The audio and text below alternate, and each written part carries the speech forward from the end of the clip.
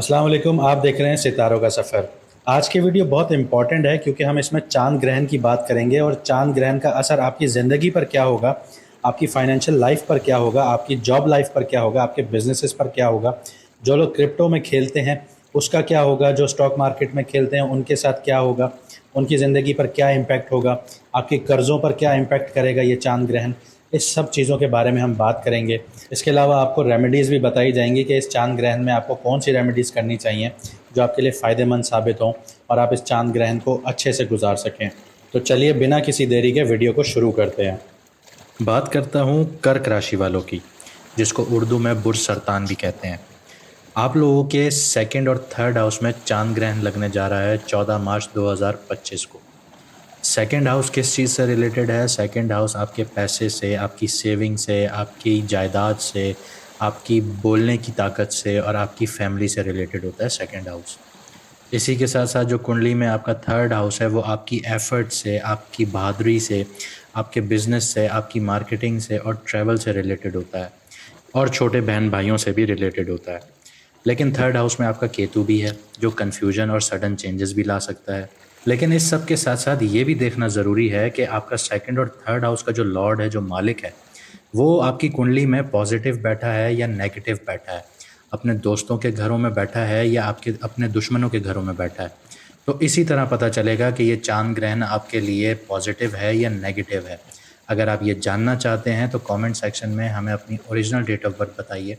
हम आपको बताएंगे कि आपके सेकंड हाउस या थर्ड हाउस का जो लॉर्ड है या मालिक है वो आपकी कुंडली में पॉजिटिव बैठा है या नेगेटिव बैठा है।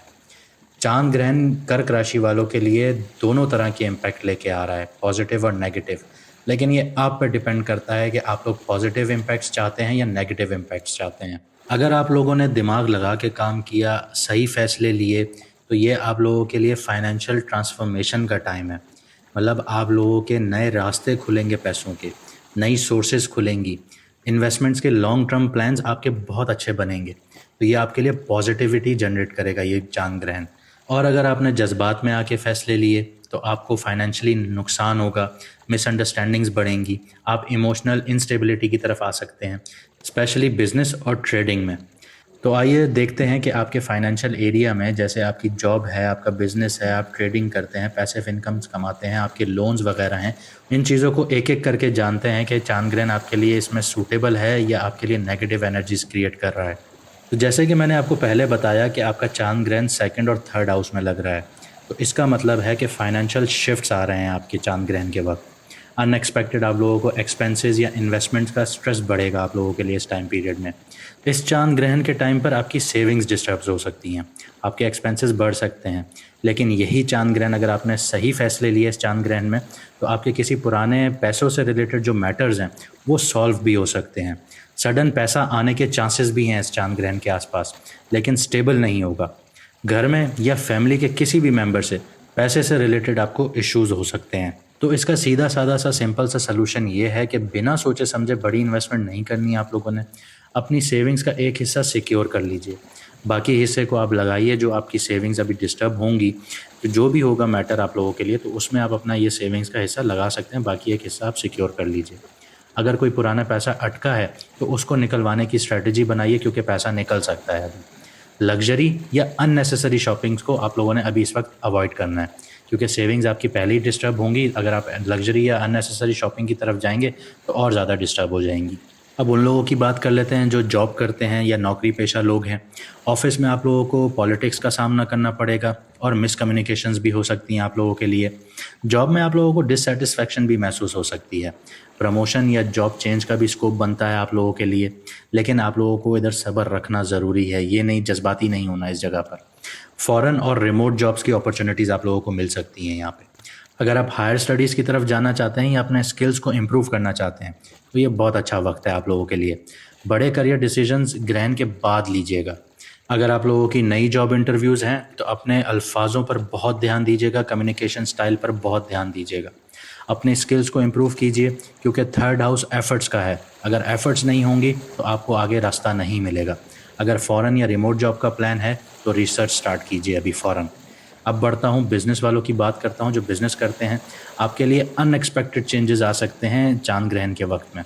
अच्छा, चाँद ग्रहण का मतलब ये नहीं है कि एक ही दिन लगता है। चाँद ग्रहण आपके लिए 45 दिन बहुत क्रूशल होते हैं, उसके बाद 6 महीने तक इसका इफ़ेक्ट होता है। तो ये मत समझिएगा कि मैं सिर्फ़ पहले दिन की बात कर रहा हूँ, ये अगले 6 महीने तक ये आपका चाँद ग्रहण आपकी कुंडली पे होगा। तो अनएक्सपेक्टेड आप लोगों को बिज़नेस में चेंजेज़ आ सकते हैं, ठीक है?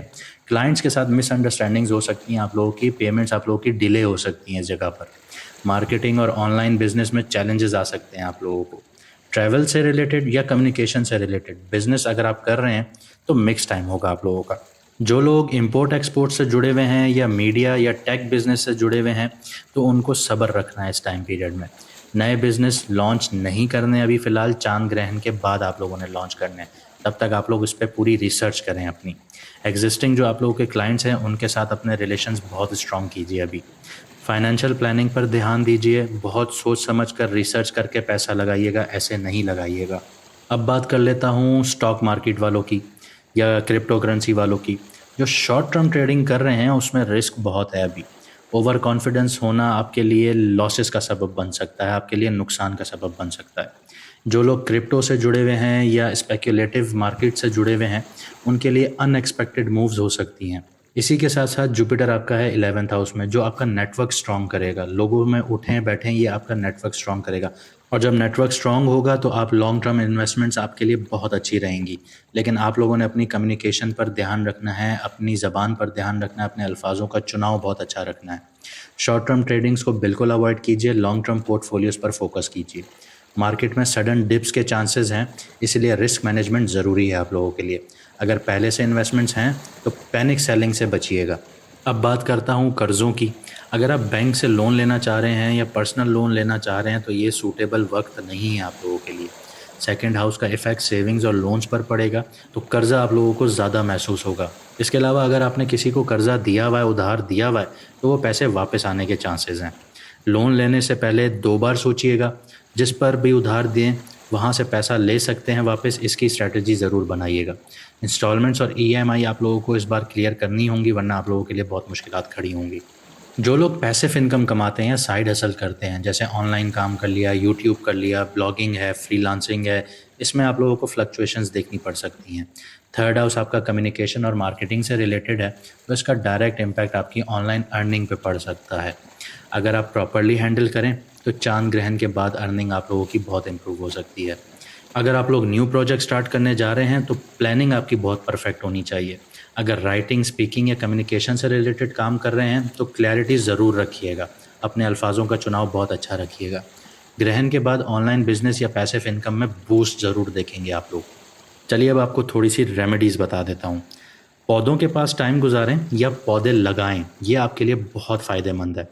हर रोज़ सुबह उठें, नंगे पाँव ज़मीन पर चलें, ये आपको ज़मीन से कनेक्ट करेगा। पानी का ज़्यादा इस्तेमाल करें और हो सके तो पानी में नमक डाल के उसी पानी से हाथ मुंह धोइए। इसके अलावा ग्रहण के दिन और उसके 7 दिन बाद तक अननेसेसरी जितनी भी आर्ग्यूमेंट्स है, बहसबाजी है, उसको अवॉइड करें। फैमिली और घर वालों के साथ क्वालिटी टाइम स्पेंड करें, ये आपकी फाइनेंशियल स्टेबिलिटी के लिए बहुत अच्छा है। इसके अलावा जिस दिन चांद ग्रहण लगेगा 14 मार्च 2025 को, उस दिन सफ़ेद चीज़ का दान दें या सदका दें।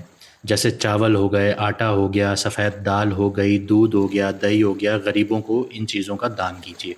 तो जैसे मैंने आप लोगों को बताया कि ये चांद ग्रहण आप लोगों के ऊपर खुद छोड़ रहा है कि आप इसको पॉजिटिव इम्पैक्ट हासिल करें या नेगेटिव इम्पैक्ट हासिल करें।